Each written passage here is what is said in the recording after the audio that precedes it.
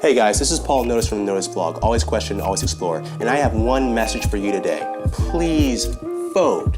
If your vote didn't count, then why are so many people trying to suppress it? In 2013, the Supreme Court effectively shut down Section 5 of the Voting Rights Act. Now, this required states that had a previous record of voter suppression to get permission from the federal government before enacting any new voting laws. Under John Roberts, the Supreme Court came to the decision that that entire process should be reinvented, and that reinvention should come from Congress. So until Congress decides, I guess there's no oversight. Now, since that decision, 14 states have enacted voter restriction laws. Not just talking voter ID, we're talking about eliminating early voting, shorter polling hours, less polling locations, and in some cases, like in North Carolina, purging thousands of registered voters for the dumbest reasons. Here is the state has sent notices to people, and if they don't respond, then they take them off the registration list. The NAACP, joined last night by the Justice Department, says that violates federal law. Now, let's look at North Carolina as a prime example. After the 2013 Shelby County versus Holder case, they passed HB 589. Now, this eliminated early voting, it eliminated same-day registration, and set up this insane voter ID requirement for voting. And I know some of you were thinking, no big deal, whatever.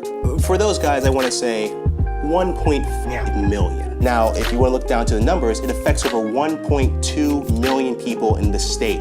900,000 registered voters used early voting back in 2012. 130,000 used same-day registration in 2008. And more than 200,000 registered voters do not have a valid driver's license in the state of North Carolina. Barack Obama won that state by 15,000 votes in 2008. And Mitt Romney won that state by about 100,000 votes in 2012. Now, a federal judge enjoined North Carolina party state officials from eliminating early voting and also from purging any of their suspected non-voters. All that to say, vote. A lot of people are going through way too much trouble to try to take that right away from you. And even more people have fought to protect that right for you to have. Now, for some of you Bernie supporters who are just fuming at the idea of voting for Hillary, Paul Ryan actually gave you a very early Christmas present. If we lose the Senate, do you know who becomes the chairman of the Senate Budget Committee?